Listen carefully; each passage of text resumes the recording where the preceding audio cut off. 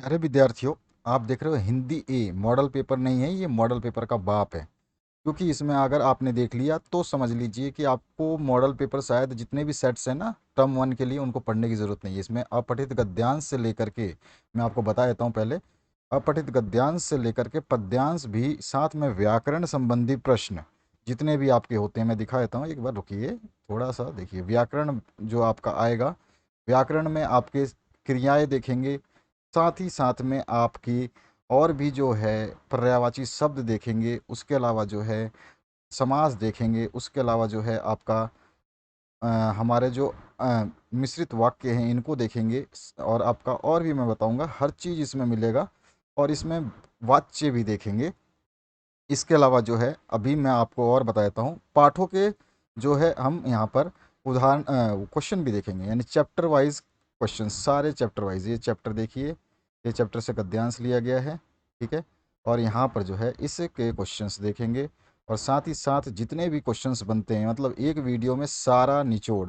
इसके बाद ज़रूरत नहीं पड़ेगी कि 40 नंबर आप इधर से उधर आपकी मिस्टेक हो पाए। तो 40 नंबर का जो सोल्यूशन अब यहाँ पे देखेंगे। चलिए स्टार्ट करते हैं पहले क्वेश्चन से। यहाँ पर जो है आपका एक अपठित गद्यांश दिया गया है, आप इसको ध्यान से एक बार पढ़ लीजिए। यहाँ पर जो है अंतर्राष्ट्रीय श्रम संगठन के अनुसार बाल श्रम को इस प्रकार परिभाषित किया गया है कि वह काम जो बच्चों को उनके बचपन, उनकी क्षमता और उनकी गरिमा से वंचित करता है और जो शारीरिक और मानसिक विकास के लिए हानिकारक है। ठीक है ना। तो ये अंतर्राष्ट्रीय जो श्रम संगठन है उसने ये स्टेटमेंट दिया है, ठीक है। तो इस तरह से का ये पैसेज है। इस पैसेज को पढ़ने के बाद में पहले मैं दिखा देता हूँ, ये इस तरह का पैसेज है। यहाँ पे आप देख लीजिए, वीडियो को पॉज करके यहाँ तक पढ़ लीजिए, विकासशील देशों तक। इसके बाद में जो है आपका और भी है थोड़ा सा पैसेज, इसका दूसरा पैराग्राफ है यहाँ पे। और इसके बाद में जो है ये थोड़ा सा पैराग्राफ और है। इसके बाद में यहाँ पे गद्यांश के आधार पर जो है प्रश्न पूछे गए हैं, वही बताऊंगा मैं आपको। तो यहाँ पर जो है गद्यांश के आधार पर बताइए कि बाल श्रम जैसी मानसिक कुरीति को समाप्त करने के लिए लोगों की सोच कैसी है, यानी लोग क्या सोचते हैं। तो आंसर हो जाएगा बाल श्रम को समाप्त करना केवल सरकार का दायित्व है, ये सोचते हैं लोग। यानी कि लोग केवल सोचते हैं कि सरकार का ही काम है जो बाल श्रम को रोकेगी। इसके बाद जो है नेक्स्ट क्वेश्चन, घरों में, ढाबों में, होटलों में, खानों में और कारखानों में अनेक बाल श्रमिक को काम करता देखकर भी हम उदासीन क्यों बन रहे हैं। तो यहाँ पर जो है आंसर कौन सा सही हो जाएगा। पैसेज को पढ़ा अगर आपने है, पैसेज को देख लिया एक बार, जो कि मैंने बोला था कि वीडियो को पॉज करके पैसेज को पढ़ लो, तो हमारा जो आंसर हो जाएगा हम संवेदना शून्य हो चुके हैं। तो यहाँ पर जो हमारा आंसर हो जाएगा वो हो जाएगा घ।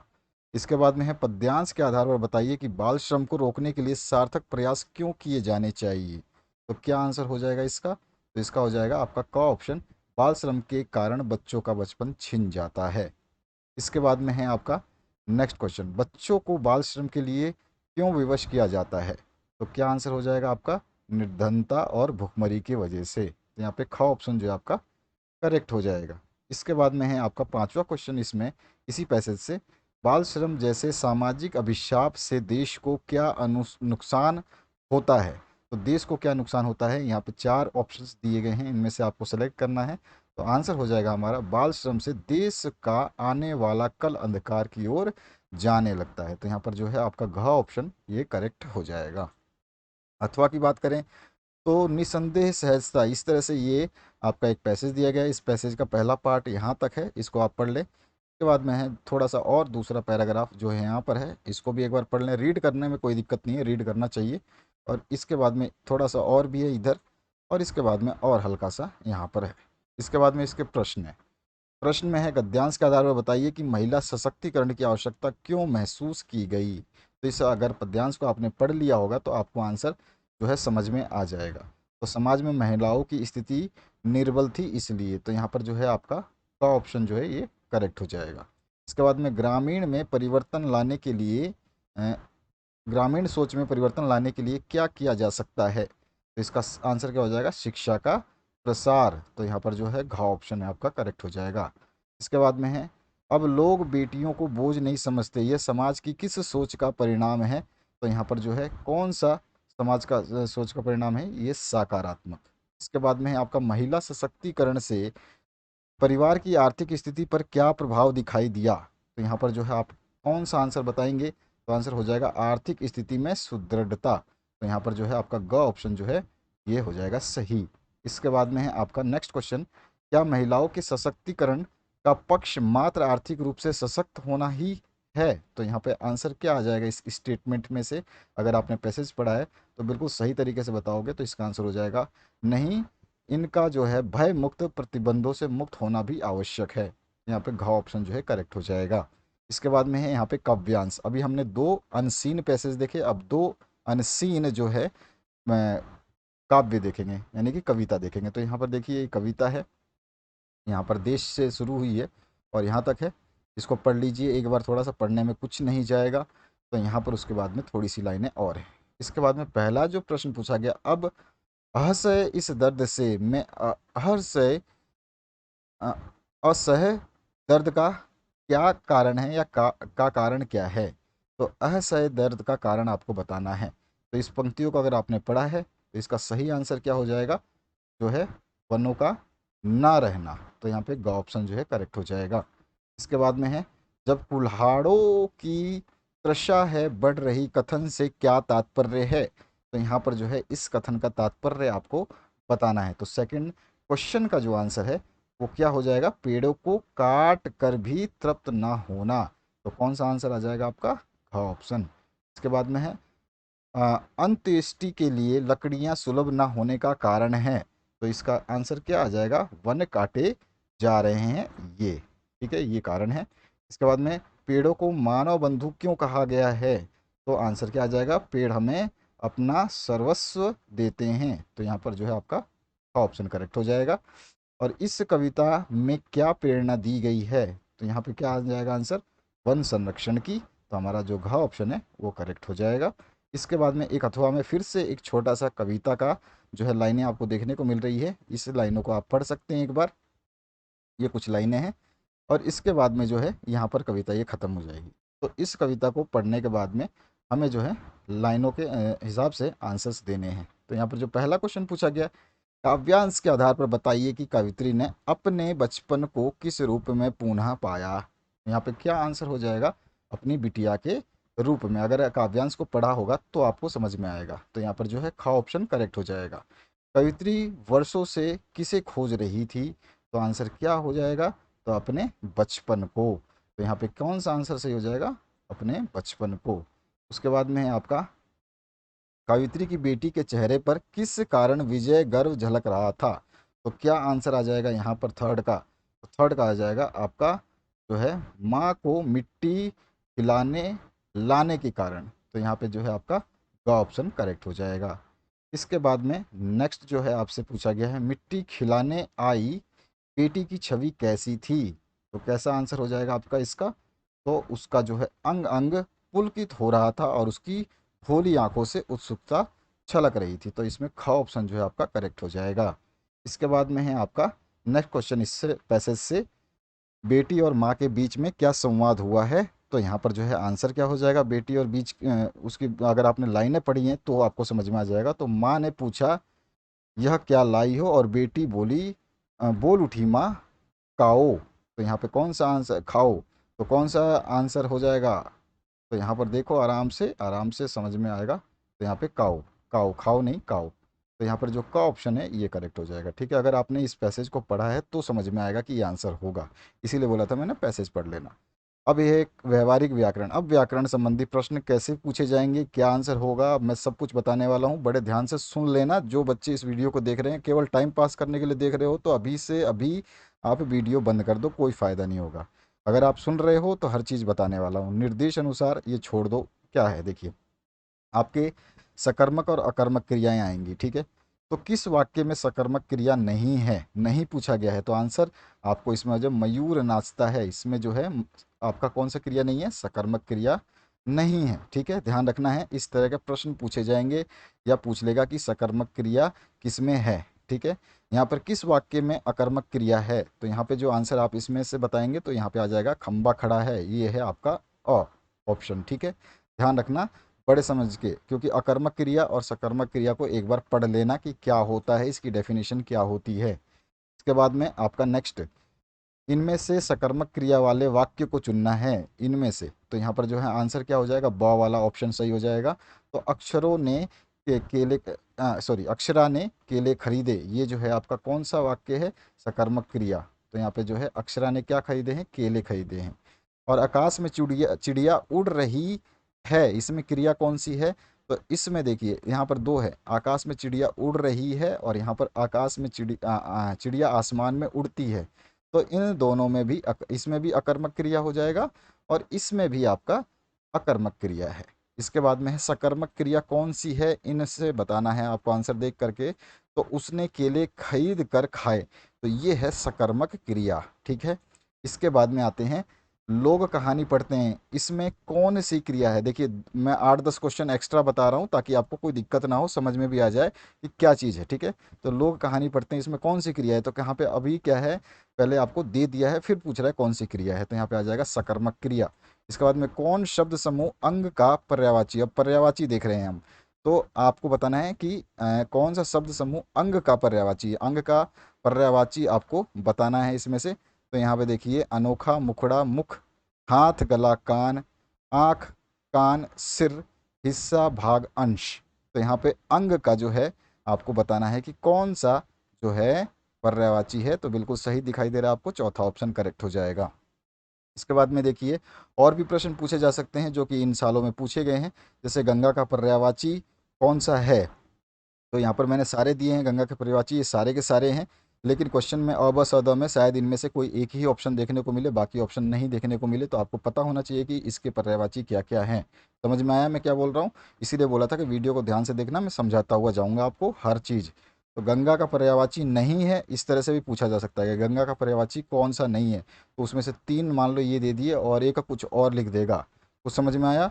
तो यहाँ पर जो है आपको समझना है, या फिर वो 3 ये दे देगा और एक अपनी मर्जी से कुछ भी लिख देगा, बकरी, घोड़ा, बैल, कुछ भी लिख दे।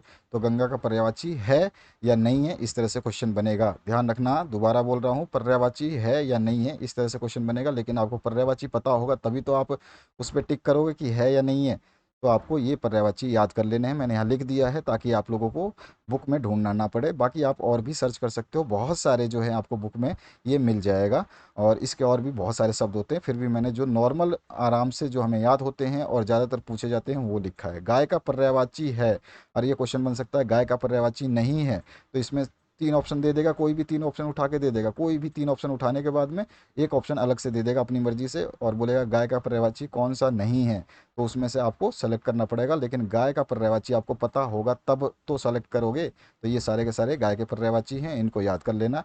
इसी तरह से घर का भी क्वेश्चन बन सकता है। तो मैं एक बात बता रहा हूँ कि इस तरह से पर्यायवाची शब्दों को याद कर लेना जिनका क्वेश्चन पूछा जा सकता है कि कौन है कौन नहीं है। ये क्वेश्चन 2 तरह से पूछा जाता है कि घर का पर्यायवाची कौन सा है, तो इसमें से कोई एक दे देगा, या धाम दे देगा या गेह दे देगा। गेह के बाद में आपको दे दिया गेहूँ, फिर उसके बाद में दे दिया पतन, उसके बाद में दे दिया अंबर। तो यहाँ पर जो है आपको पता चला कि गेह मैंने पढ़ा ही नहीं है, तो गेह मुझे पता कैसे चलेगा कि घर का पर्यायवाची होता है। तो इस तरह से आपको ध्यान रखना है। तो घर का पर्यायवाची है या नहीं है, ये पता होना चाहिए कि घर का पर्यायवाची कितने होते हैं और कैसे होते हैं। चांद, चांदनी का पर्यायवाची यहाँ लिखा हुआ है, इनको पढ़ लेना, इनको समझ लेना। समझ में आ गया मैंने क्या समझाया आपको? इसके बाद में चांद का पर्यायवाची जो है यहाँ पर बहुत सारे होते हैं, ये रहे चांद के पर्यायवाची। तो इनको थोड़ा सा एक बार ज़रूर देख लेना, क्योंकि ये क्वेश्चंस बहुत आते हैं, ध्यान रखना। जल का पर्यायवाची नहीं है, अब देखो यहाँ क्वेश्चन पूछा गया जल का पर्यायवाची नहीं है। तो अगर ऐसे पूछा जाएगा और इनमें से कोई एक ऑप्शन जो है 3 ऑप्शन दिए जाएंगे और 3 में से एक ऑप्शन जो है नया दे देगा, फिर आपको पता ही नहीं रहेगा जल के पर्यायवाची कितने होते हैं। तो इतने सारे पर्यायवाची होते हैं, इनको याद रखना है आपको। ठीक है। इसके बाद में जंगल का पर्यायवाची नहीं है, इस तरह से भी क्वेश्चन बन सकता है। तो जंगल के पर्यायवाची शब्द ये सारे के सारे होते हैं, अगर इनमें से कुछ नहीं मिलता है तो समझ लेना वो जंगल का पर्यायवाची नहीं है। इसके अलावा भी होते हैं, तो आपको थोड़ा सा ध्यान रखना है। जीव का पर्यायवाची नहीं पूछे तो जीव के पर्यायवाची ये सारे शब्द होते हैं, लेकिन नहीं पूछेगा तो इनमें से कुछ नहीं देगा, ध्यान रखना ये सब चीज़ें। आगे बढ़ते हैं आपके समास के तरफ। तो समास के भी मैंने एग्जाम्पल्स दिए हैं, समास भी करवाऊंगा आपको। तो यहाँ पे आपको निम्न में से कौन सा, आपको कर्मधारय समास, अव्ययभाव समास जो है आपके कर्मधारय समास, अव्ययभाव समास, तत्पुरुष समास, ये 3 ही समास आपको पढ़ने हैं इसमें। तो इस तरह का क्वेश्चन बनेगा आपको कि निम्न में कौन सा कर्मधारय समास है। तो यहाँ पर जो ऑप्शंस दिए जाएंगे इनमें से आपको कर्मधारय समास बताना है। तो सी ऑप्शन जो है आपका श्वेतांबर जो है कर्मधारय समास है। तो ये आपको ध्यान रखना है। तो इस तरह से क्वेश्चन पूछे जाएंगे। वनगमन में कौन सा समास है, तो वनगमन में आपको समास बताना है, तो तत्पुरुष समास है इसमें। ठीक है। तो तत्पुरुष समास यहाँ से ये वनगमन दे दे, यहाँ पे ऑप्शन दे दे वनगमन ग्रहत ये करके, और बोले इसमें से तत्पुरुष समास कौन सा है, तो आपको पता होना चाहिए कि वनगमन जो है तत्पुरुष समास होता है। तो इस तरह से आपसे उल्टा भी पूछ सकता है, इनमें से कौन सा अव्यवी पद है यानी अविभाव समास है, तो आपको बताना है, तो वो हो जाएगा प्रतिदिन। प्रति प्लस दिन जो है, प्रतिदिन जो है आपका अव्यवी भाव समास है। अब यहाँ से मैंने कुछ तत्पुरुष समास का डेफिनेशन समझाने की कोशिश करी। तत्पुरुष समास में उत्तर पद जो है प्रधान होता है, ठीक है। यहाँ पर कभी कभी वो दे देगा तत्पुरुष समास किसे कहते हैं, और दो तीन डेफिनेशन दे देगा। तो आपको बताना होगा कि तत्पुरुष समास कौन सा होता है। तो इस तरह से आप तत्पुरुष समास को समझ सकते हैं। यहाँ पे लिखा हुआ है जिसमें पूर्ण पद, पूर्व पद जो है गौण होता है, और विग्रह करते समय दोनों पदों के बीच में कर्ता और संबोधन को जोड़ करके अन्य किसी भी कारक विभक्ति चिन्ह आता है। प्राय उत्तर पद विशेष्य और पूर्व पद विशेषण होता है। तो यानी कि पूर्व पद जो है आपका विशेषण होगा और एक होगा विशेष्य। जैसे कि आप देख सकते हैं यहाँ पर मैंने यहाँ पे तत्पुरुष समास के कुछ एग्जाम्पल लिखे हैं। जैसे वनगमन तत्पुरुष समास है, तो वन को गमन, ठीक है। तो यहाँ पर जो है विशेषण दिखा रहा है। ग्राम को गत, ग्रामगत। इसी तरह स्वर्गत मतलब स्वर्ग को गया, वो ग्राम को गया हुआ, तो यहाँ पे गया, गया क्या है आपका विशेषण है, ठीक है। और विशेष्य क्या है, ग्राम, ठीक है ना। तो इसी तरह स्वर्ग आपका विशेष्य हो गया, गया हुआ। इसी तरह प्राप्त हुआ जो है आपका विशेषण है। यश जो है यश जो है आपका विशेषण है। प्राप्त हुआ जो है आपका विशेष्य है। इसी तरह मरण को पहुंचा, मरण को पहुंचा हुआ मरणासन। तो इस तरह से ये आपके कुछ एग्जाम्पल्स हैं जिनको आप एक बार देख लोगे, क्योंकि तत्पुरुष समास पूछे तो आपसे ये सारी चीज़ें पता होनी चाहिए कि तत्पुरुष समास में क्या चीज़ आता है। तो ये सारी चीज़ें तत्पुरुष समास के एग्जाम्पल्स है जो यहाँ पे मैंने दिए हैं, तो इनको आप देख सकते हो, ठीक है। समझ में आया आपको। इसी तरह से कर्मधारय समास के बारे में पूछ ले, तो कर्मधारय समास में नील गगन, कुबुद्धि, कृष्ण सर्प और महाराज, महापुरुष, काली मिर्च, नीलांबर, नील पुष्प, इस तरह से सारे के सारे जो है कर्मधारय समास के एग्जाम्पल्स हैं, ठीक है। तो यहाँ पर जो है एक कर्मधारय समास को भी एक बार नज़र मार लेना है कि ये सारे के सारे कर्मधारय समास होते हैं। मैंने केवल आपको लिख दिया है, बाकी आपके ऊपर है कि आप कितना याद कर पाते हैं, कितना ध्यान रखते हैं, ठीक है। इसी तरह से आप अगर अव्यवी भाव समास पूछ ले, तो इसमें भी आपका जो है पहला पद जो है अव्यव होगा, ठीक है, अव्यव होगा, ठीक है। जैसे कि यहाँ पे शक्ति के अनुसार यथाशक्ति, आ जन्म मतलब आप जो है आपका जो सारे के सारे अवयव हैं आगे लगा है, यहाँ पे यथा लगा हुआ है, यहाँ पे आ लगा हुआ है, यहाँ पे प्रति लगा हुआ है, यहाँ पर आ लगा हुआ है, ठीक है। यहाँ पे ब लगा हुआ है, यहाँ पर आ लगा हुआ है, यहाँ पे रात लगा हुआ है, और यहाँ पर जो है इसके बाद है दिनों दिन, दिनों लगा हुआ है, यहाँ घड़ी घड़ी लगा हुआ है। तो ये सारे के सारे क्या है, अव्ययीभाव समास हैं। तो यहाँ पे कुछ एग्जाम्पल्स दिए हैं, तो इनको समझ करके आप देख सकते हो कि इनमें क्या अंतर है। ये तत्पुरुष समास है इधर, ये सारे के सारे तत्पुरुष हैं इधर, और इधर सारे के सारे कर्मधारय हैं। तो इनको जरूर आप समझ चुके होंगे। अब आप बुक से भी इसको रेफर कर लेना। अब इन तरह के क्वेश्चंस आपसे पूछे जाएंगे। अब आते हैं मिश्र वाक्य में, आपका केवल मिश्र वाक्य ही आएगा। तो क्या होगा, बोल एक सरल वाक्य मान लो ये दे दिया है ना, क्वेश्चन में दिया कि अच्छे लड़के मेहनती होते हैं, इसका मिश्र वाक्य क्या होगा। तो वहाँ पे चार ऑप्शन दे दिए, कुछ तीन तो ऑप्शन इसमें से लिख दिए और एक ऑप्शन यहाँ से लिख दिया। तो आपको समझना होगा कि मिश्रित वाक्य कैसे बनेगा। तो यहाँ पर जो है ये सरल साधारण वाक्य है और इसको मिश्रित वाक्य यहाँ बना के लिखा गया है। तो आप इसको पढ़ करके समझ सकते हैं कि ये साधारण वाक्य है। अगर कोई साधारण वाक्य दिया होगा तो मिश्रित वाक्य ऐसा बनेगा। अगर मिश्रित वाक्य दिया होगा तो पूछेगा कि कौन सा मिश्रित वाक्य है, तो इस तरह से आपका मिश्रित वाक्य बनेगा, ठीक है। तो यहाँ देखो सरल या साधारण वाक्य से मिश्र वाक्य में परिवर्तन। तो यहाँ पर जो है ये सरल वाक्य है और ये आपके मिश्र वाक्य है। इसी तरह से आपको कभी कभी क्या होता है, संयुक्त वाक्य दे देगा, ये रहे संयुक्त वाक्य, और फिर बोलेगा इसका मिश्रित वाक्य बताओ, और ऑप्शन दे देगा आपको।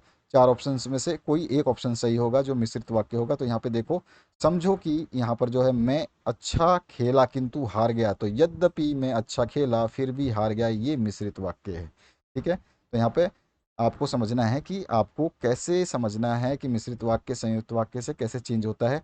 तो इनको पढ़ोगे एक बार तो समझ में आ जाएगा। तो कुछ एग्जाम्पल्स दिए हैं मैंने, ज़्यादा इसलिए दे दिए हैं कि आपको एक बार रीड करके थोड़ा सा याद हो जाए। तो यहाँ पर देख लो, संयुक्त इतना स्क्रीनशॉट ले लो, और इसके नीचे का फिर मैं ये वाला पार्ट भी आप स्क्रीनशॉट ले लो, बस इतना है।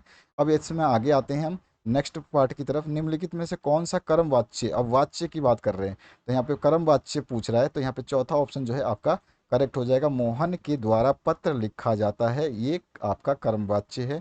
और अमिता द्वारा कविता सुनाई गई, इसमें कृतवाच्य में आपको बदलना है इस वाक्य को। तो इस वाक्य को कृतवाच्य में बदलोगे तो क्या ऑप्शन हो जाएगा, अमृता ने कविता सुनाई, ठीक है। तो ये आपका कृत्यवाच्य में चेंज हो गया, कर्मवाच्य कृत्यवाच्य, ध्यान रखना। इसी तरह से यहाँ पर निम्नलिखित में से कौन सा कर्मवाच्य नहीं है, नहीं पूछा है, तो इसमें आपका उसने अपने बारे में बताया, ये जो है आपका कर्मवाच्य जो है नहीं है, इसमें कोई कर्म नहीं है ना। और कुल वाच्य कितने प्रकार के होते हैं, तो आपको पता होना चाहिए कि कुल वाच्य जो है आपको 3 प्रकार के होते हैं, तो आपका जो है थर्ड ऑप्शन करेक्ट हो जाएगा, ध्यान रखना है आपको। इसके बाद में आपका पक्षी रात में सोते हैं, इस वाक्य में भाववाच्य में बदलिए, इस वाक्य को जो है भाववाच्य में बदलना है। तो यहाँ पे क्या आंसर हो जाएगा भाववाच्य में अगर आप बदलते हो, तो यहाँ पे देखो, पक्षियों द्वारा रात में सोया जाता है, पक्षी से रात में सोया जाता है, पक्षी रात में सोते हैं, और पक्षी से रात में सोया जाता है। तो यहाँ पे 4 ऑप्शन हैं, इसमें से कौन सा करेक्ट होगा मुझे अब समझा करके एक मैसेज कर देना, यानी कि कमेंट कर देना, ठीक है। इसके बाद में है आपका यहाँ पर, हम इतनी दूर तक नहीं चल सकते, इस वाक्य को भाववाच्य में बदलिए। तो भाववाच्य में जब बदलोगे तो पहला ऑप्शन सही हो जाएगा, हमसे इतनी दूर तक नहीं चला जाता। तो यहाँ पर जो है आपको समझना है, और फिर आपको इस तरह के क्वेश्चन देखने को मिलेंगे। इसके बाद में अवयव शब्द हम देखेंगे, अवयव शब्द कौन से होते हैं, तो इस तरह के अभी, धीरे धीरे, उधर उधर, परंतु, इसलिए आदि जो अवयव शब्द होते हैं, ठीक है। यहाँ पर मैंने बताया भी, अवयव शब्द की डेफिनेशन एक ही लाइन में बता दी है। तो यहाँ पर जो है आप देखेंगे, इनमें से कौन सा कृतवाच्य यहाँ पे वाच्य है, तो यहाँ पे वाच्य जो पूछा है, इनमें से कौन सा कृतवाच्य है, कृतवाच्य जो है आपका चौथा है, ठीक है। पुस्तक, मैंने एक पुस्तक लिखी जो सबको पसंद आई, तो ये आपका कृतवाच्य हो गया, ठीक है। और इसके बाद में यहाँ पे भाववाच्य है, तो कौन सा वाच्य है, पहले मैं आपको वाच्य बता देता हूँ। तो बच्चा रोता है, भाववाच्य में बदलना है, तो यहाँ पे जो हो जाएगा, बच्चे से रोया जाता है, ठीक है। इसके बाद में कृत्यवाच्य का सही विकल्प कौन सा है, तो इसमें आपका हालदार साहब ने पान वाले को बताया, ये जो है आपका कृत्यवाच्य का उदाहरण है या विकल्प है, ठीक है। इसके बाद में उसने, उससे पढ़ा नहीं जाता, कृत्यवाच्य में बदलना है, तो इसका क्या आ जाएगा आपका, कि उससे पढ़ा जा सकता है, और वह पढ़ नहीं सकता, और यहाँ पे वह पढ़ नहीं सकती। तो यहाँ पर जो है आपका सेकंड और थर्ड जो है, ये देख रहे हो आप, केवल इसमें स्त्रीलिंग और पुल्लिंग का चेंज है, तो यहाँ पे सेकंड और थर्ड जो है आंसर आपका सही हो जाएगा। तो उपयुक्त ये यानी कि फर्स्ट और सेकंड दोनों विकल्प सही है, समझ में आ गया। अब समुच्चय अवयव की बात करते हैं। तो अवयव में मैंने बताया आपको, वो शब्द होते हैं जिन पर लिंग वचन काल पुरुष आदि का कोई असर नहीं होता, इस अवयव बोलते हैं, ठीक है। जैसे कि प्रातः, अभी, इनसे कोई लिंग काल का कोई वचन नहीं है। निम्न में से अवयव बताना है, तो यहाँ पे देखिए, उत्तर है, ठीक है, जापान है, कृष्णा है। तो इसमें कौन सा अवयव हो सकता है, तो ठीक जो है ये अवयव है, इस पे किसी भी लिंग जाति वचन का जो है प्रयोग करोगे तो ये, इस पे कोई फर्क नहीं पड़ेगा। इसी तरह से कौन सा समुच्चय बोधक अवयव नहीं है, तो समुच्चय बोधक अवयव बताना है, तो यहाँ पे देखो, आजन्म जो है ये अवयव नहीं है, ठीक है ना। इसके बाद में आपका जो है, और समुच्चयबोधक अवयव कौन से होते हैं, तो दो शब्द या दो पदबंधों या दो अवयवों को जोड़ करके जो कार्य करते हैं उन्हें समुच्चयबोधक कहते हैं, जैसे और, तथा, किंतु, पर, परंतु इत्यादि, है ना। तो ये चीज़ आपको थोड़ा सा ध्यान रखना है। इसके जो है आपके, कभी कभी भेद पूछ लेता है कि अवयव के दो समुच्चयबोधक अवयव के भेद बताओ, तो यहाँ पर जो है आप आंसर देख सकते हो, भेद है ये यहाँ पर लिखा हुआ, ठीक है। तो ये वाले भेद है, ठीक है, ये भेद है, और इस भेद को जो है आप देख लोगे, ये नाम है। तो कभी कभी पूछ लेता है कि भेद कौन सा है, और यहाँ पर जो है इस भेद के हिसाब से ये जो वाक्य हैं आपको देखने को मिलेंगे, ठीक है। और यहाँ पर जो है अधिकरण समुच्चय बोधक, उसमें ये वाक्य आपको देखने को मिलेंगे, ठीक है। आगे बढ़ते हैं नेक्स्ट की तरफ। अगर ये वीडियो नहीं देखा तो बाद में पछताना मत, क्योंकि इसमें से आपको क्वेश्चन पूरे मिलेंगे देखने को, पूरा 40 क्वेश्चन आपको यहाँ से अटेंड करने हैं, ये ध्यान रखना है। आगे बढ़ते हैं नेक्स्ट क्वेश्चन की तरफ। यहाँ पर है, निर्देश अनुसार किन्हीं 4 प्रश्नों के उत्तर देने हैं।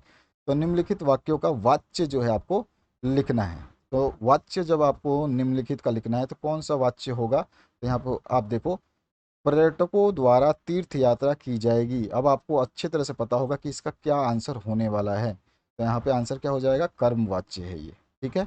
कौन सा वाच्य है, कर्म वाच्य। इसके बाद में है, हालदार साहब ने पान खाया, उपयुक्त वाक्य में कर्म उपयुक्त वाक्य को जो है कर्म वाच्य में बदलना है। तो यहाँ पे कौन सा ऑप्शन सही हो जाएगा, तो यहाँ पर जो है आपका ऑप्शन क्या हो जाएगा, हालदार साहब द्वारा पान खाया गया, तो यहाँ पर जो है घ ऑप्शन करेक्ट हो जाएगा। पक्षी बाग छोड़ नहीं उड़े, उपयुक्त वाक्य को भाववाच्य में बदलना है, तो यहाँ पर जो इसका भाववाच्य में बदलेंगे, तो यहाँ पे क्या हो जाएगा, पक्षियों से बाग छोड़कर उड़ा नहीं गया। तो यहाँ पर जो है कौन सा ऑप्शन सही हो जाएगा, तो यहाँ पर जो है आपका ख ऑप्शन करेक्ट हो जाएगा। इसके बाद में है आपका निम्नलिखित वाक्यों में से कृतवाच्य वाला वाक्य छांटिए। तो इनमें से कृतवाच्य वाला वाक्य बताना है, तो कौन सा हो जाएगा आपका, वो हो जाएगा कौन सा, ग ऑप्शन जो है, छात्रों ने सभी का स्वागत किया। तो ये जो है आपका कृतवाच्य है। इसके बाद में निम्नलिखित में से कौन सा भाववाच्य का सही विकल्प है, तो सही विकल्प आपको बताना है इसमें से, तो कौन सा हो जाएगा, आओ वहाँ बैठा जाए। तो यहाँ पे जो है आपका ख ऑप्शन करेक्ट हो जाएगा। इसके बाद में आइए नेक्स्ट क्वेश्चन की तरफ। नेक्स्ट क्वेश्चन में आपसे क्या पूछा गया है, पाठ्य पुस्तक से प्रश्न जो आएंगे अब पाठ्य पुस्तक के देख रहे हैं। तो यहाँ पर ये पैसेज आप देख रहे हो, ये छोटा सा पाठ्य पुस्तक से आपके, तो इसको पढ़ना है और पढ़ने के बाद में जो है आपको आंसर्स देने हैं। तो चलिए इसके आंसर्स देख लेते हैं, इसको पढ़ लेना। इसका पहला है, प्रस्तुत पद्यांश में देशभक्त किसे कहा गया है। पहली बात तो जो भी पाठ से प्रश्न है तो पाठ के लेखक का नाम, जन्म और मृत्यु, और कहाँ के निवासी हैं या कहाँ पैदा हुए थे, वो चीज़ आपको पता होनी चाहिए। 3-4 पाठ ही हैं, तो 3-4 पाठों के लेखक के नाम, उनके जन्म मृत्यु और कहाँ उनका जन्म हुआ था। एक तो जन्म का सन और जन्म की जगह, और मृत्यु की सन और मृत्यु की जगह, ये चीज़ याद रहनी चाहिए, इससे क्वेश्चन बनेगा। ठीक है, तो यहाँ पर जो है आपको ये दिख रहा है, ये पाठ आपको देख लेना है। और अब यहाँ पे प्रस्तुत पद्यांश में देशभक्त किसे कहा गया है, तो आंसर क्या हो जाएगा, कैप्टन चश्मे वाले को। ठीक है ना, तो ख ऑप्शन करेक्ट हो जाएगा। पान वाले की कौन सी बात हालदार साहब को अच्छी नहीं लगी, तो क्या आंसर हो जाएगा इसका, तो एक देशभक्त का मजाक बनाना जो है उनको अच्छी नहीं लगी, तो यहाँ पर जो है आपका घ ऑप्शन करेक्ट हो जाएगा। इसके बाद में चश्मे वाले, चश्मा वाला एक बंद दुकान के सहारे अपना बांस क्यों टिका रहा था, तो क्या आंसर हो जाएगा थर्ड का, तो थर्ड में हो जाएगा उसकी अपनी कोई दुकान नहीं थी। तो यहाँ पे क्या आंसर हो जाएगा, उसकी अपनी कोई दुकान नहीं थी। ए ऑप्शन जो है ऑप्शन जो है करेक्ट हो जाएगा।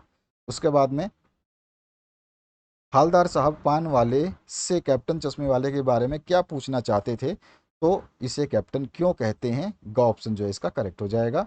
और इसके बाद में है, हालदार साहब किस कारण कैप्टन के बारे में और जानकारी प्राप्त नहीं कर सके, तो आंसर क्या हो जाएगा, तो यहाँ पे आंसर हो जाएगा पान वाले ने इस बारे में बात करने से मना कर दिया। तो क ऑप्शन जो है इसका करेक्ट हो जाएगा।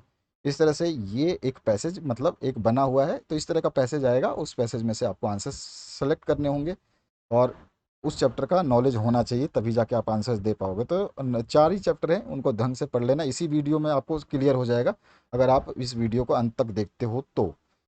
तो यहाँ पर जो है निम्नलिखित प्रश्नों के सही विकल्प चुन करके जो है आपको आंसर देने हैं। तो इसमें जो है निम्नलिखित प्रश्नों के सही विकल्प में क्या है, बेटे की मृत्यु के पश्चात बाल गोविंद भगत का आखिरी निर्णय क्या था, तो आखिरी निर्णय आपको बताना है। तो क्या हो जाएगा, पोतोहू का पूर्ण विवाह करवाना। तो यहाँ पर जो है का ऑप्शन करेक्ट हो जाएगा। उसके बाद में लेखक राम वृक्ष बेनपुरी जी बाल गोविंद भगत की किस विशेषता पर अत्यधिक मुग्ध थे, तो इसका क्या आंसर हो जाएगा, उसके मधुर गान पर। तो यहाँ पर जो है आपका ग ऑप्शन करेक्ट हो जाएगा।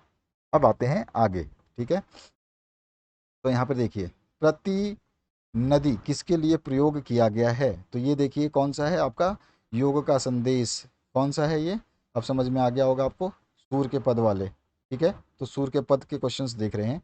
तो प्रीति नदी किसके लिए प्रयोग हुआ है, तो आंसर हो जाएगा कृष्ण के लिए। इसके बाद में गुड़ चाटी ज्यों पागी, इस पंक्ति में गुड़ अर्थात गुड़ किसे कहा गया है, तो किसे कहा गया है, कृष्ण के प्रेम को। इसके बाद में आंसर क्या, नेक्स्ट क्वेश्चन, मन चक्री से क्या अभिप्राय है, तो यहाँ पे क्या आंसर आ जाएगा, मन की अस्थिरता। ठीक है, ध्यान रखना क्वेश्चंस ऐसे हैं, इस बार मैंने बड़ी मेहनत करी है इस पेपर को सही करने में, सेट करने में, तो ये ध्यान रखना। सूरदास के पदों में अति बड़भागी किसे कहा गया है, तो वो तो उद्धव को कहा गया है, सभी को पता है। उद्धव को बड़भागी कहने में कौन सा भाव निहित है, तो इसमें व्यंग का भाव निहित है। ठीक है, ऑप्शन ये है, मैं आंसर बता रहा हूँ, डायरेक्ट लिखा हुआ है। और सु तो व्याधि हमको ले आए, यहाँ व्याधि का अर्थ बताना है, तो व्याधि मतलब होता है रोग। इसके बाद में है आपका अपरस रहत स्नेह तागा, यहाँ तागा का अर्थ क्या है, तो तागा है बंधन, तागा मतलब डोरी, धागा। ठीक है, गुड़ चाटी ज्यों पागी, यहाँ गुड़ का अर्थ अभी बताया था, तो यहाँ गुड़ का अर्थ, वहाँ तो कृष्ण था गुड़ का अर्थ, और यहाँ पर जो है आपको गुड़ का अर्थ क्या बताना है, तो गुड़ जो है उसको गुड़ कहा गया है।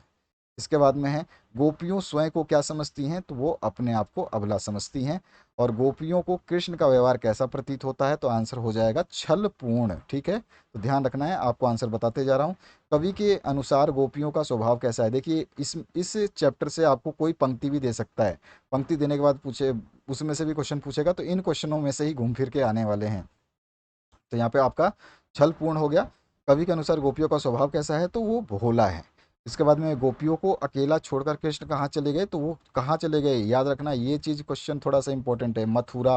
उसके बाद में उद्धव कृष्ण को कौन सा संदेश लेके आए थे, तो योग का संदेश, सभी को पता है, ये क्वेश्चन पेपर में आया होगा, मॉडल पेपर में। अब जैसे इस तरह का मैंने बताया था, इस तरह का दे दे आपको पैसेज, छोटा सा लाइन कविता की, और फिर इसमें से क्वेश्चन पूछेगा, जैसे कि कमल के पत्ते की कौन सी विशेषता कवि ने बताई है, तो कमल का पत्ता पानी में डूबा रहता है, पर उस पर कोई भी दाग नहीं लगता, दूसरा ऑप्शन जो है करेक्ट हो जाएगा। उद्धव के प्रेम विहीन रहने की तुलना किससे या किस से की किस किस से की गई है, तो आंसर हो जाएगा कमल के पत्ते और तेल की मटकी से। इसके बाद में है आपका गोपियों ने किस को अति बड़भागी कहा है, तो सभी को पता है उद्धव को। इसके बाद में जो है आपका भोली भाली गोपियों और चींटियों में क्या समानता बताइए, तो यहाँ पर जो है, यहाँ पूरा का पूरा आप समझ, जिस तरह से चींटियां गुड़ से चिपट करके मुक्त नहीं होती, उसी तरह से जो है कृष्ण के प्रेम में गोपियां भी उनसे अलग नहीं हो सकती। ठीक है, इस पैसेज के हिसाब से हम आंसर दे रहे हैं, इस तरह से पैसेज आ सकता है, कोई भी पैसेज, तो आपको समझ के लिख देना है आंसर।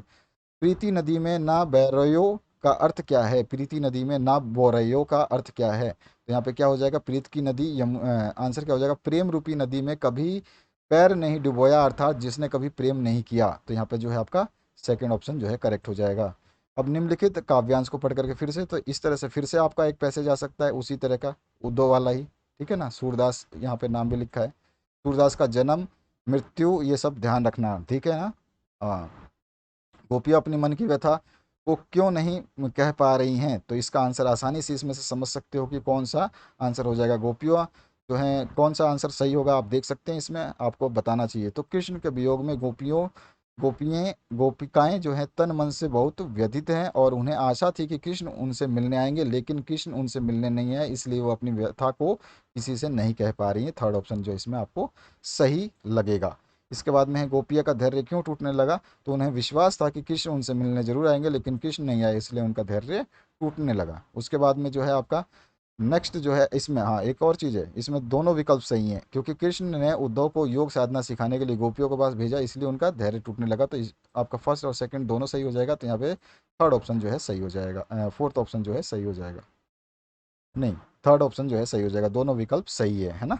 इसके बाद में है गोपियों के पास उद्धव किसका संदेश लेकर आए थे, तो वो बिल्कुल आपको समझ में आ गया, किसका, कृष्ण जी का, है ना। गोपियों के पास किसका संदेश लेकर आए थे, कृष्ण जी का।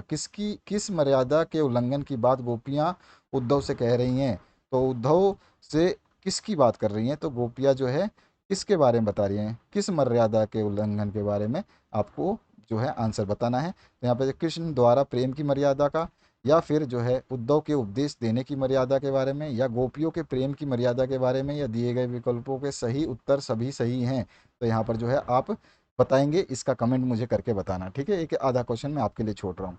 विरहीन का अर्थ जो है आपको बताना है, तो विरहीन का अर्थ क्या होता है, तो जो वियोग में जीने वाली महिला है उसको विरहीन बोलते हैं।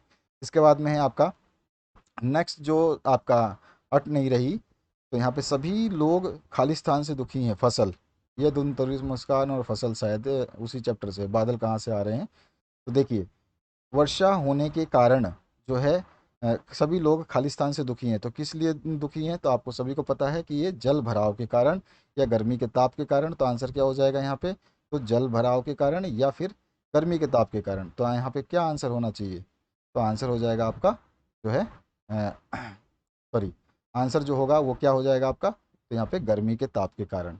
इसके बाद जो है नेक्स्ट है बादल कहाँ से आते हैं, तो बादल जो है अज्ञात दिशा से आते हैं। उसके बाद में है नेक्स्ट क्वेश्चन, उत्साह कविता की भाषा कैसी है, तो इसकी भाषा जो है वो खड़ी बोली है, ध्यान रखना, क्वेश्चंस बहुत सेलेक्टेड लाया हूँ। उत्साह कविता की भाषा सांस्कृतिक खड़ी बोली है, यहाँ पे डिटेल में बताया है। इसके बाद में उत्साह कविता में कौन सा गुण है, तो इसमें कौन सा गुण है, इसमें ओज गुण है, ठीक है, तो यहाँ पे ध्यान रखना, यहाँ पे लिखा हुआ है ओज गुण, और उत्साह कविता में ओज गुण है। अट नहीं रही कविता, सॉरी अट नहीं रही कविता था, वही बोल रहा था मैं, अट नहीं रही, तो अटनहरी कविता में इसके नाम, कवि का नाम भी आपको पता होना चाहिए। किस ऋतु का वर्णन है, तो आंसर आ जाएगा वसंत ऋतु का वर्णन है। तो सी ऑप्शन जो है आपका करेक्ट हो जाएगा, ठीक है ना, यहाँ पे लिखा हुआ है आंसर भी। इसके बाद में छठा क्वेश्चन है, अट नहीं रही कविता में कवि किसे संदेश देना चाहता है, तो अपने प्रियतम को जो है संदेश देना चाहता है, ठीक है। यहाँ पर जो है आप आंसर देख सकते हो, बी ऑप्शन करेक्ट हो जाएगा। इस तरह से आपका उड़ने को नभ में तुम पर कर देते हो, इस पंक्ति में कौन सा अलंकार है, इस कोई भी पंक्ति पूछा उठा करके पूछ सकता है, तो इसमें आपका जो है यमक अलंकार है। अलंकार पूछना चाहे तो पूछ सकता है। और पर में यमक अलंकार है, यहाँ पे पूरा डिटेल में बताया गया, ठीक है। इसके बाद में है उड़ने को नभ में तुम पर कर देते, इस पंक्ति में पंक्ति में दूसरे पर का क्या अर्थ है आपको बताना है। पर है ना, तो इसमें दूसरे पर का क्या अर्थ है, तो पर मतलब है इसमें प्रदान करना, ठीक है। तो डी ऑप्शन जो है सही हो जाएगा, यहाँ पे लिखा हुआ है। इसके बाद में है आपका कवि का प्रिय घर को किस प्रकार सुगंध से भर देता है, तो यहाँ पे जो है क्या आंसर हो जाएगा, अपनी श्वास से। तो यहाँ पर जो है आपका सी ऑप्शन करेक्ट हो जाएगा। कवि का प्रिय अपनी श्वास से जो है घर को सुवासित या सुगंधित कर देता है। तो यहाँ पर पूरा डिटेल में भी आंसर लिखा है। 10वां है, चारों ओर किसका सौंदर्य व्याप्त है, तो आंसर आ जाएगा प्रकृति का, ठीक है। इसके बाद में नेक्स्ट जो है, कवि किसकी ओर से अपनी आंख नहीं उठा पा रहा था, तो सभी को पता है प्रकृति के सौंदर्य की ओर से। उसके बाद में नेक्स्ट जो क्वेश्चन हो जाएगा, इसमें पूछा गया वन के वैभव में क्या कूट कूट कर भरा हुआ है, तो क्या आंसर हो जाएगा, शोभा और सौंदर्य। इसके बाद में जो नेक्स्ट क्वेश्चन है, इसमें पूछा गया अट नहीं रही कविता में कौन सा गुण है, तो इसमें प्रसाद गुण है, ये ध्यान रखना। इसके बाद में है आपका निराला किस वाद से जुड़े हुए कवि हैं, निराला कौन से वाद से जुड़े हुए हैं, तो वो छायावाद से जुड़े हुए हैं, ठीक है। निराला का जन्म, देखो यहाँ पे जन्म की बात आई तो 1897 में। इसके बाद में नेक्स्ट जो है, निराला जी ने अपने इनमें से किस पत्रिका का संपादन किया, तो यहाँ पे क्या आंसर आ जाएगा, समन्वय और मतवाला दोनों, ठीक है, ध्यान रखना है। क्वेश्चन का कोई भरोसा नहीं है कैसे पूछे। निम्नलिखित में से कौन सी काव्य रचना जो है निराला जी की नहीं है, तो नहीं जो है वो झरना है, बाकी सारी की सारी हैं निराला जी की। झरना के अलावा ये तीनों ऊपर वाली निराला जी की स्मृति हैं, ध्यान रखना। झरना जयशंकर प्रसाद की रचना है, यहाँ पे बता भी दिया कि झरना किसकी रचना है।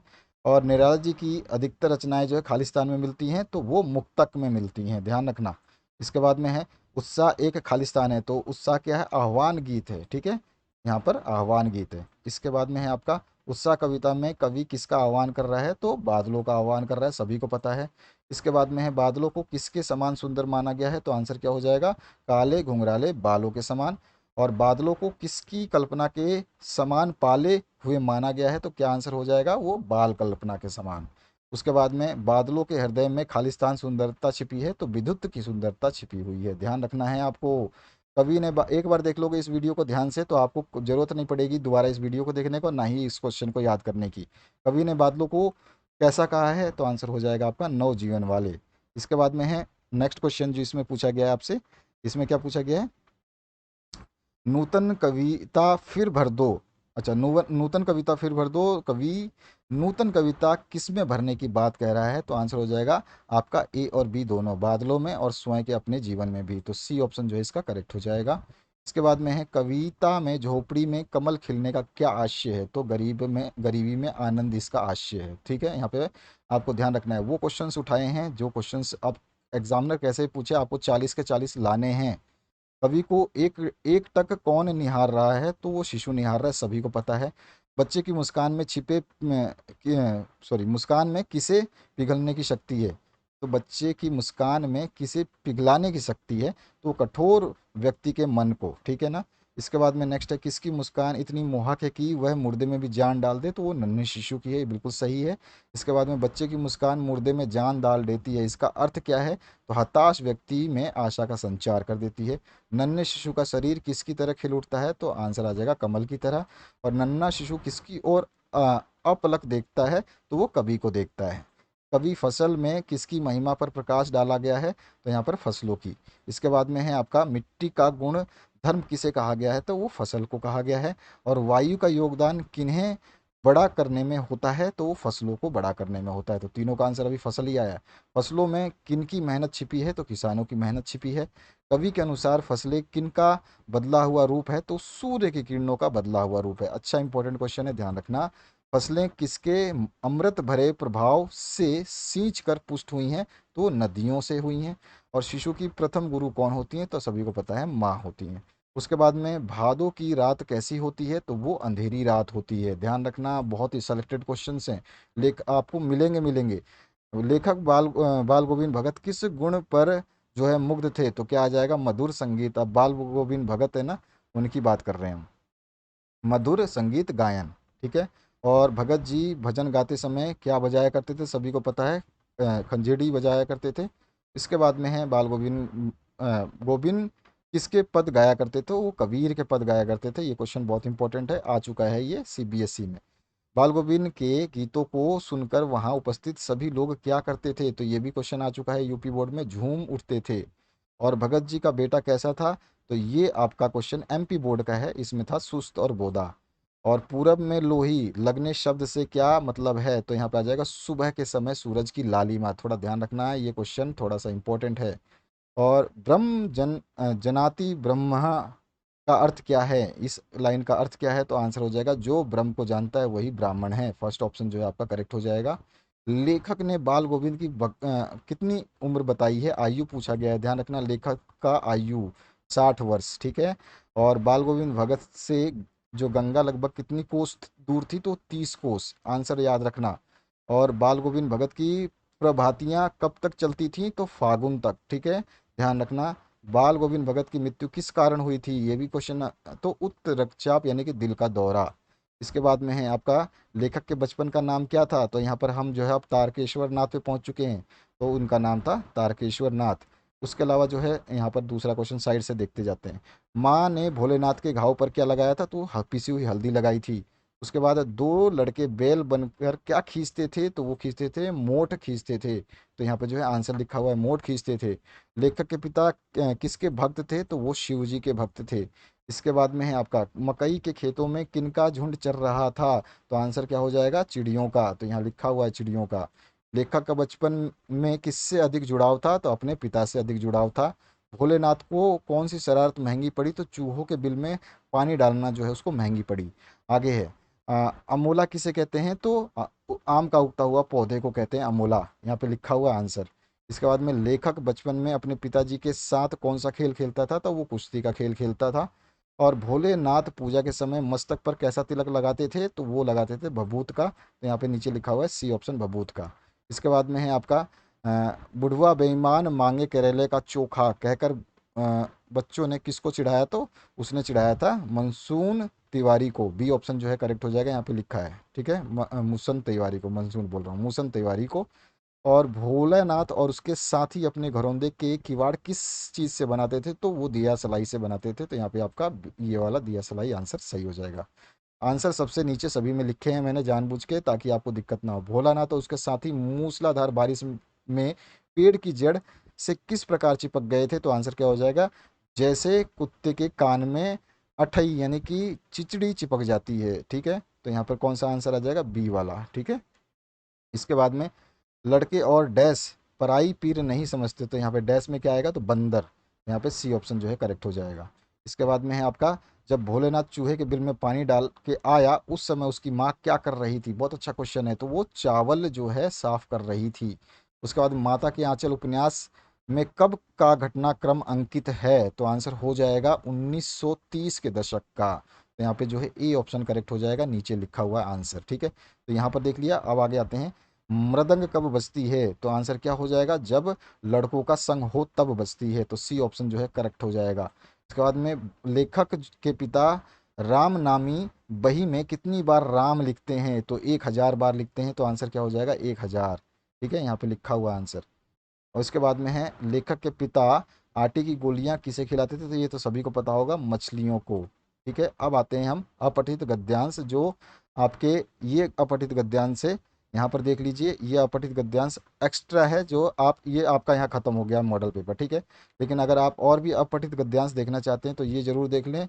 बहुत से विद्वानों और चिंतकों ने इस बात को लेकर चिंता प्रकट की है, भारतीय समाज आधुनिकता से बहुत दूर है और भारत के लोग अपने आप को आधुनिक बनाने की कोशिश भी नहीं कर रहे हैं। इस तरह से ये क्वेश्चन है और इसके जो है आपको आंसर बताना है। ये आपका इम्पोर्टेंट पैसेज है। और ये बहुत ही ज़रूरी, अगर आप इस पैसेज को पढ़ के याद कर लेते हैं तो ये सबसे, मैं मानूंगा, फ़ायदेमंद आपके लिए। बाकी आपकी मर्ज़ी है, आप याद करें ना करें वो आपके ऊपर डिपेंड हो जाएगा। तो यहाँ पर जो है इस तरह का ये पैसेज देखने को मिल रहा है, ठीक है, ये पैसेज आप पढ़ सकते हैं पूरा। और यहाँ पर जो है गद्यांश के आधार पर सही तथ्य को चुनना है। तो यहाँ पे गद्यांश को जब पढ़ोगे तो सही तथ्य जो है आपका सी हो जाएगा। आधुनिक समाज जो है मुक्त तथा मध्यकालीन समाज बंद होता है, ठीक है। जो है आधुनिक समाज मुक्त तथा मध्यकालीन समाज बंद होता है। तो आधुनिक समाज क्या है? मुक्त। और मध्यकालीन समाज क्या है? बंद। ठीक है ना। तो यहाँ पर जो है ये आंसर हो जाएगा आपका। इसके बाद में है आपका शाश्वत मूल्यों में शामिल है। तो यहाँ पे क्या आंसर हो जाएगा? तो इसमें हो जाएगा नैतिकता और सौंदर्य बोध और आध्यात्म। ठीक है। उसके बाद में विद्वानों और चिंतकों ने किस बात के ऊपर चिंता व्यक्त की है? तो इसका क्या आंसर हो जाएगा? इसका आंसर हो जाएगा भारतीय समाज से न सिर्फ आधुनिकता दूर है बल्कि उनको लाने के प्रयास भी नहीं हो रहे हैं। उसके बाद में है आपका चौथा क्वेश्चन। इसमें पूछा गया है आधुनिक समाज की विशेषताओं में शामिल क्या है? तो यहाँ पे आंसर हो जाएगा आपका डी वाला, ख और क। तो ख क्या है? सामरिक बल। और क क्या है? उन्मुक्ता। ठीक है। तो यहाँ पे चौथा ऑप्शन जो है डी इसका करेक्ट हो जाएगा। इसके बाद में एक बंद समाज की विशेषताओं में किसे नहीं रखा जाएगा? तो आंसर क्या हो जाएगा पांचवे में? तो यहाँ पे आ जाएगा धन या संस्कृति के क्षेत्र में खुली छूट देना जो है इसको नहीं रखा जाएगा। सी ऑप्शन करेक्ट हो जाएगा। उसके बाद एक और पैसेज है, आप देख सकते हैं अथवा में, ये पैसेज आपके सामने है बिल्कुल। बंगाल की शास्य श्यामला धरती का सौंदर्य अविस्मरणीय है। इस तरह से ये बंगाल का मतलब बंगाल का के बारे में पैसेज दिया गया है, वहाँ के धरती के बारे में बताया गया। और यहाँ पर प्रश्न है, किसी संवेदनशील मन को अपूर्व आनंद से भर देते हैं। किसी संवेदनशील मन को अपूर्व आनंद से भर देते हैं, तो वो कौन भर देते हैं? तो आंसर हो जाएगा नदियों, नहरों और खेतों के चित्र। इसके बाद में लेखक की दृष्टि में बंगाल की शस्य श्यामला धरती का सौंदर्य कैसा नहीं है? तो आंसर क्या हो जाएगा इसका? तो असामान्य नहीं है। उसके बाद में निम्नलिखित में से कौन सा युग्म गद्यांश के आधार पर सही है? तो युग्म बताना है इसमें से। तो आंसर क्या हो जाएगा आपका? चाय बागान और सुनहरे। ठीक है। जो है आधार पर सही है, ये आपको क्या बताना है, कौन सा युग्म गद्यांश के आधार पर सही है? तो चाय बागान सुनहरे। इसके बाद में बंगाल की भूमि के विषय में कथन और कारण की सत्यता की जांच कीजिए। कथन ये दे रखा है, कारण ये दे रखा है, और यहाँ पर जो है ऑप्शंस दे रखे हैं। तो यहाँ पे आंसर क्या हो जाएगा आपका? कथन और कारण दोनों सत्य हैं। ठीक है। आप इसको पढ़ोगे, अगर आपने पैसेज पढ़ लिया है तो आपके काम का है, बाकी मैं ये एक्स्ट्रा बता रहा हूँ। इस गद्यांश का केंद्रीय विषय क्या है? तो आंसर क्या हो जाएगा? वो हो जाएगा अविभाजित बंगाल की धरती का सौंदर्य। इसके बाद में है आपका नेक्स्ट जो है पद्यांश। ये तो काव्यांश, ये तो आपके गद्यांश थे, और ये है काव्यांश। कवि कोई कविता आती है जैसे अपठित, तो उनका है। तो चमड़े का रंग मनुष्य मनुजता को बांटे, इस तरह से है ये थोड़ा सा आप देख सकते हो, पढ़ लेना इसको ध्यान से। थोड़ा सा और नीचे चलते हैं, ये लाइनें कुछ और हैं। इसमें 11वां जो क्वेश्चन है, इसमें क्या पूछा गया है? काव्यांश में मुख्य रूप से किस समस्या का उल्लेख किया गया है? तो आंसर हो जाएगा रंग भेद का। और कवि के अनुसार जीवन व्यर्थ कब होता है? तो आंसर हो जाएगा इसका प्रेम नहीं होने पर। उज्जवल सफेदी पर गर्व क्या है? तो क्या आंसर हो जाएगा इसका? मिथ्या, छल और अभिमान है। ठीक है। इसके बाद में कवि कहता है रंगों का राजा तो रंग भीतर वाला। भीतर वाले रंग का क्या तात्पर्य है? तो आंसर हो जाएगा इसका आंतरिक गुण या स्वभाव। इसके बाद में हम आते हैं नेक्स्ट क्वेश्चन की तरफ। इसमें जो 15वां क्वेश्चन पूछा है, इसमें पूछ रहा है गोरे और काले वर्ण के लिए प्रकृति से कौन सा प्रतीक दिया गया है? तो आंसर कौन सा आ जाएगा आपका? मनुज और दानव का। ठीक है। मनुज और दानव का, डी ऑप्शन जो है करेक्ट हो जाएगा। इसके बाद में आपका नेक्स्ट जो है पूछा गया है कि ये वाला दूसरा अपठित गद्यांश दिया गया है। ठीक है। तो यहाँ पर जो है इस अपठित गद्यांश को जो है आपको पढ़ना है, और पढ़ने के बाद फिर से इसके प्रश्नों के उत्तर देने हैं। तो मैं आपको इसके भी प्रश्न बताए, तो 20 ही प्रश्न है टोटल, 16 हो गए हैं और दो तीन और हैं। घर में किस प्रकार की गंध जो है पसरी हुई थी? यहाँ पे क्या आंसर हो जाएगा? इसको पढ़ लेना, पहले मैं बता देता हूँ। यहाँ पे देखो, ये इतना है, तट तक देख लिया आपने, और इसके बाद तट के बाद में ये इतना है। तो यहाँ पर जो है आंसर आपको 16वें क्वेश्चन का देना है। तो आंसर क्या हो जाएगा कि यहाँ पर जो है किताबों और धूल की। इसके बाद में पोटली में बंधे चनों के अंकुरित होने का क्या अर्थ है? तो आंसर हो जाएगा इसका उर्वरता और नवजीवन का। ठीक है। बी ऑप्शन जो है करेक्ट हो जाएगा। इसके बाद में 18वां क्वेश्चन है मकान जड़ और एक स्थान पर स्थिर होने के बाद भी कवि की यात्राओं की गतिशीलता में सहयात्री है, यह भाव किस पंक्ति में है? तो ये आपको पंक्ति बतानी है। तो आंसर क्या हो जाएगा इसका? तो आपका राइट आंसर जो हो जाएगा, निर्जन घर में जीवन की जड़ों को पोसते रहे ये अंकुर। तो ए ऑप्शन जो है इसका करेक्ट हो जाएगा। 19वां है काव्यांश की शैली किस प्रकार की है, तो काव्यांश की शैली जो है वो चित्रात्मक है। और 20वां और अंतिम प्रश्न है इस पूरे मॉडल सेट का, मॉडल पेपर का बाप का। तो यहाँ पे कवि के 2 दिनों के बाद घर में लौटने पर घर की जो स्थिति है उससे उससे कौन सी बात स्पष्ट रूप से कही जा सकती है। तो आंसर हो जाएगा आपका, कवि अपने घर में अकेला है और उसके ना होने पर घर निर्जन था। तो इस तरह से ये आपके कुछ मैंने एक्स्ट्रा क्वेश्चंस बताए। और इसके अलावा जो है पूरा मैंने आपको मॉडल पेपर कैसे आएगा, क्या क्वेश्चन बनेंगे, सारे पढ़ा दिए हैं। एक से बढ़कर एक क्वेश्चन बता दिए हैं। सब पढ़ लो, तैयार कर लो अपने आप को। दोस्तों को जरूर शेयर कर देना ताकि उनका भला हो पाए। और आगे के सारे एग्जाम्स आपके बेस्ट जाने चाहिए, ताकि आपका पहला पेपर जो है थोड़ा डल गया, अब आगे वाले पेपर आपके बढ़िया जाने चाहिए सारे के सारे। तो आशा करता हूँ इस वीडियो से आप लोगों को हेल्प मिलेगी। Thank you very much, have a good day.